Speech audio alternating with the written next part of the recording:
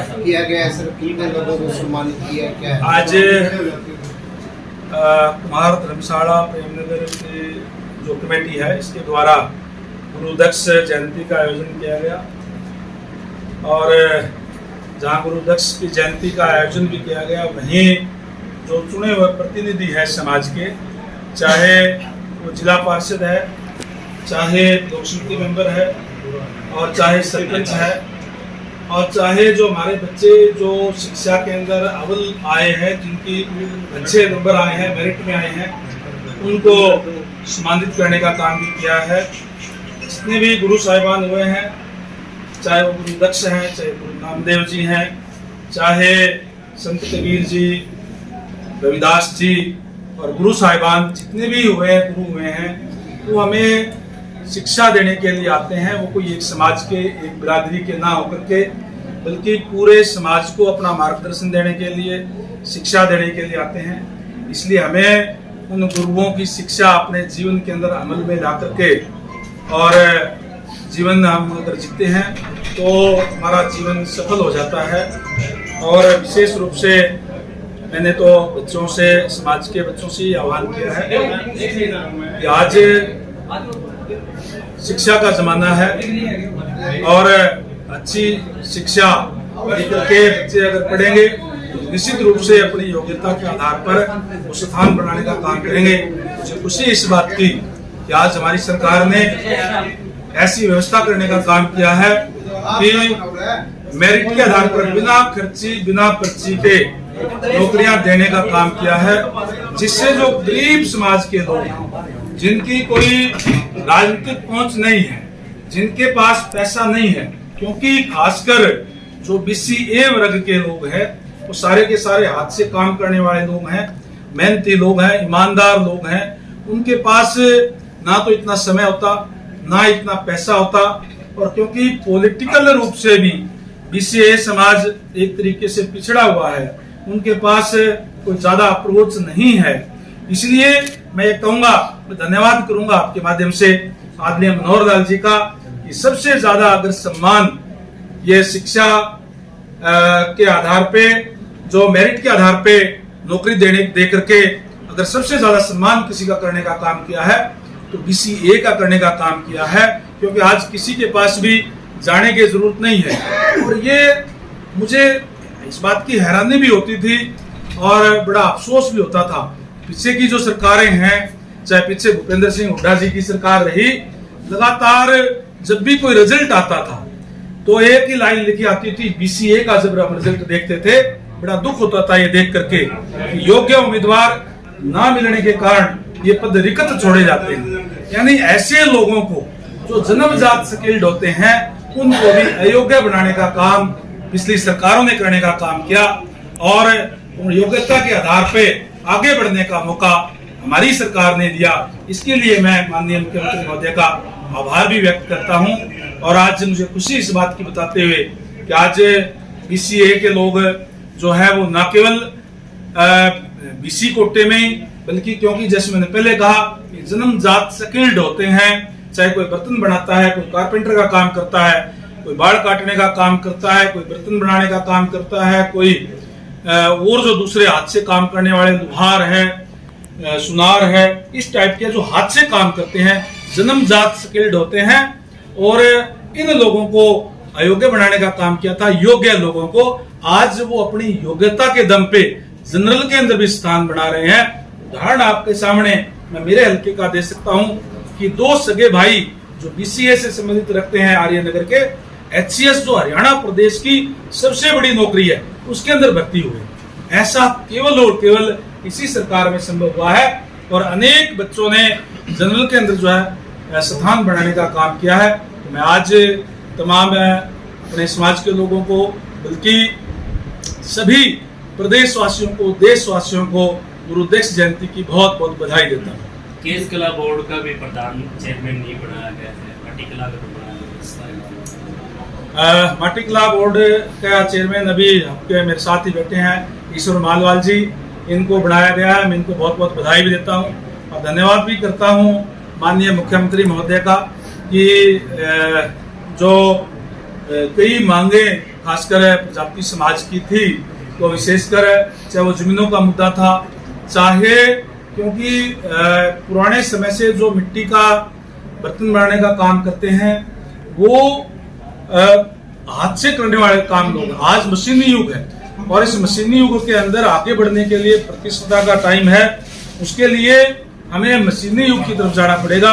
इसलिए निश्चित रूप से ईश्वर मालवाल जी के नेतृत्व के अंदर जो बोर्ड का गठन हुआ है उसमें जो लोगों को लाभ मिलेगा और जो उनकी समस्याएं हैं, चाहे वो मिट्टी के बर्तनों की मिट्टी की बात हो और चाहे उसको मॉडर्नाइजेशन की तरफ ले जाने की बात हो, तो तमाम चीज़ों का जो है दिक्कत परेशानियों का समाधान निश्चित रूप से होगा। मैं विश्वास करता हूं कि जहाँ भी सरकार की जरूरत होगी मैं स्वयं इनके साथ बैठ करके उनकी समस्याओं को दूर करवाने का काम करूँगा। ये एक सामाजिक प्रोग्राम था लेकिन कुछ राजनीतिक चेहरे नजर नहीं आए प्रोग्राम में, क्या मुझे पता नहीं आप किन चेहरों की बात कर रहे हैं। ये तो सामाजिक प्रोग्राम है और सामाजिक प्रोग्राम किसी पार्टी का ना होकर के पूरे समाज का ही होता है। तमाम लोग यहाँ अच्छी खासी संख्या के अंदर आए थे।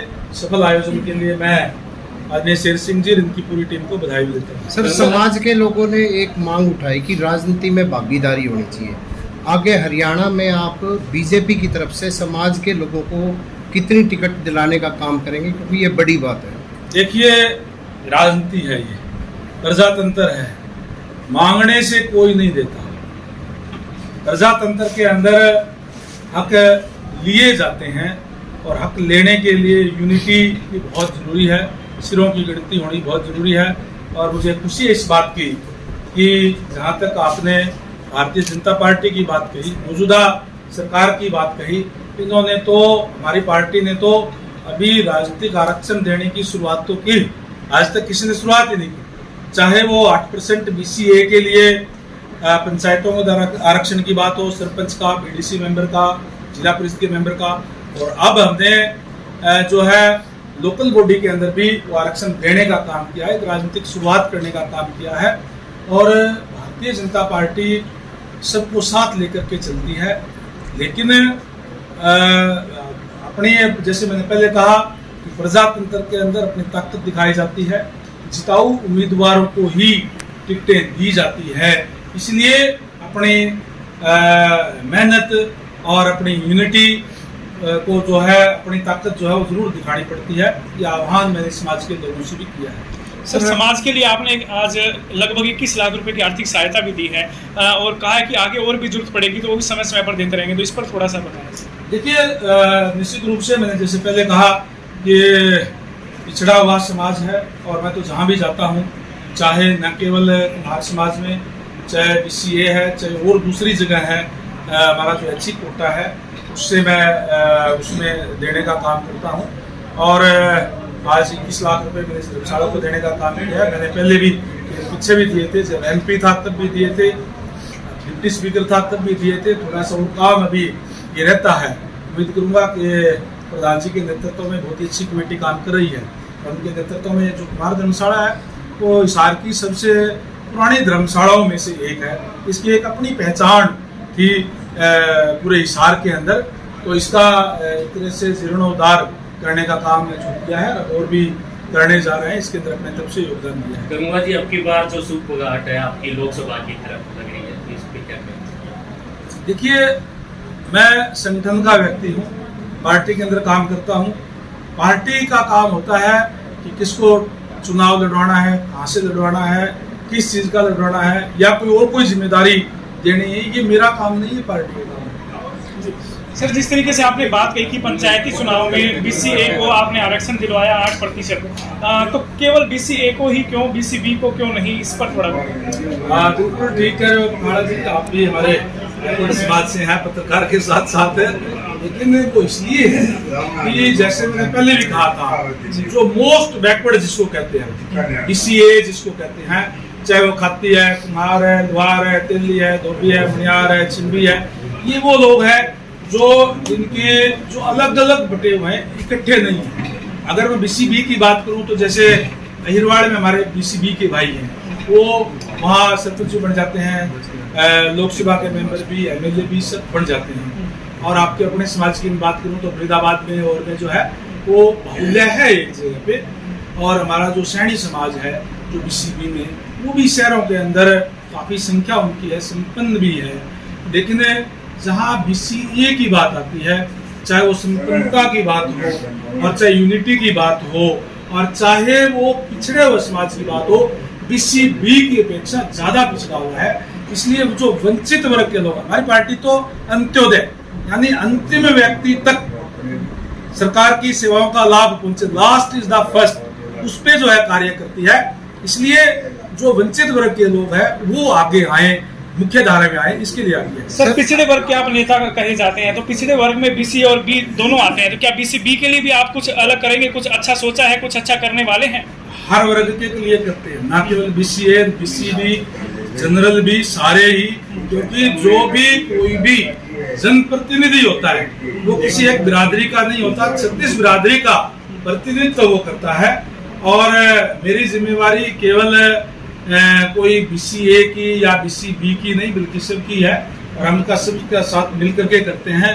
आज बीसीए का आरक्षण इसलिए नहीं कि केवल मैं बीसीए से हूँ इसलिए उनका, एक वंचित वर्ग के कारण, क्योंकि वो पिछड़े हुए ज्यादा है, पोस्ट बैकवर्ड है, और उनको भी आगे आने का मौका दिया जाना चाहिए।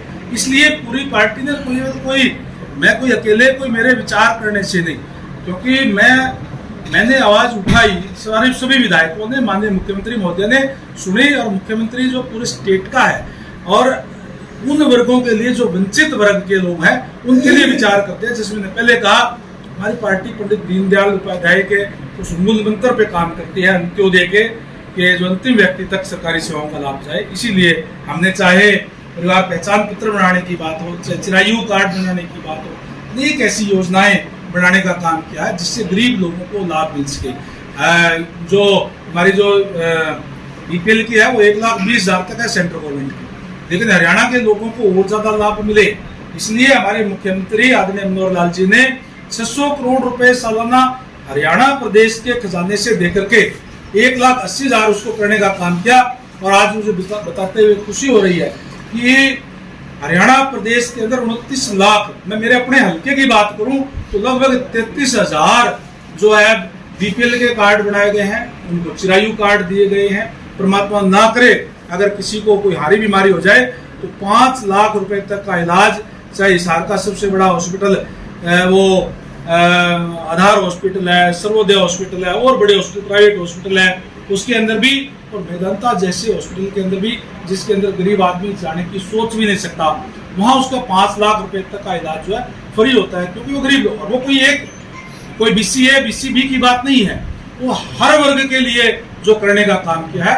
हमारी पार्टी तो सबके लिए, वंचित वर्ग के लिए जो नीडी है, जिनको जरूरत है, उनको आगे किस तरीके से लाया जाए उसके लिए कार्य करती है। सर हरियाणा की राजनीति की बात की जाए तो अब भूपेंद्र हुड्डा कहते हैं कि कांग्रेस की सरकार हम बनाएंगे। नंबर 2, आज आपके गांव में रणदीप सुरजेवाला प्रोग्राम कर रहे हैं आज से आज, तो आपके गांव में क्या सेंध लगाने का स्वागत है। सारे अपने अपना कार्य में लगे हुए हैं, लेकिन जहां तक आपने कांग्रेस पार्टी की बात की, कांग्रेस पार्टी के साथ हमें लड़ने की जरूरत नहीं है, वो तो एक दूसरे को खुद निपटाने का काम करेंगे, क्योंकि वो गुटों में बटी हुई है। जहां तक भूपेंद्र सिंह हुड्डा जी की बात कही, वो तो अपने पिता पुत्र की पार्टी, हम ही नहीं कह रहे, उनकी पार्टी के लोग कह रहे हैं। और इसी तरीके से शैलजा गुट अलग है, सुरजेवाला जी का अलग है, किरण चौधरी का अलग है, अलग अलग गुटों में बटी हुई है। एक दूसरे को निपटाने का काम वो खुद ही कर देंगे, हमें कोई जरूरत नहीं है। हमने तो लोगों के कार्य किए हैं, लोगों को विकास करने का काम किया है, लोगों के विकास के नाम पर हम लोगों के बीच में जाएंगे। लोग आज हमारे साथ है, हमने अपने संगठन को जो है प्रदेश अध्यक्ष, जिला अध्यक्ष और पन्ना प्रमुख तक हमने बढ़ाने का काम किया है, और पन्ना प्रमुखों की हमने मीटिंग्स भी कर ली है। तो उनके हम अपने संगठन के दम पर एक बार फिर से 10 की 10 सीटें हमें भारतीय जनता पार्टी जो है प्रदेश के अंदर फिर से जीतने जा रही है। आदरणीय नरेंद्र भाई मोदी जी देश के प्रधानमंत्री लगातार तीसरी बार बनने जा रहे हैं अभी फिर, और लगातार तीसरी बार भारतीय जनता पार्टी की सरकार भी हरियाणा प्रदेश के अंदर भी निश्चित तौर पर बढ़ने जा रही है। सर ये अंतिम सवाल ये, कुलदीप बिश्नोई को सह प्रभारी नियुक्त किया है राजस्थान का, तो इसको लेकर क्या? अलग अलग हमारे जितने भी पार्टी के जो सीनियर लीडर्स हैं उनकी ड्यूटियां लगाई जाती है। कृष्ण जी की भी राजस्थान के अंदर एक ड्यूटी लगाई गई है। अलग अलग जो नेतागण हैं उनकी पार्टी संगठन जो ड्यूटी लगाता है उसी के तहत उनकी भी ड्यूटी लगाई गई। चुनाव है अभी, क्योंकि पहले वहाँ विधानसभा के चुनाव होंगे और उसके बाद में लोकसभा के चुनाव होंगे। Thank you.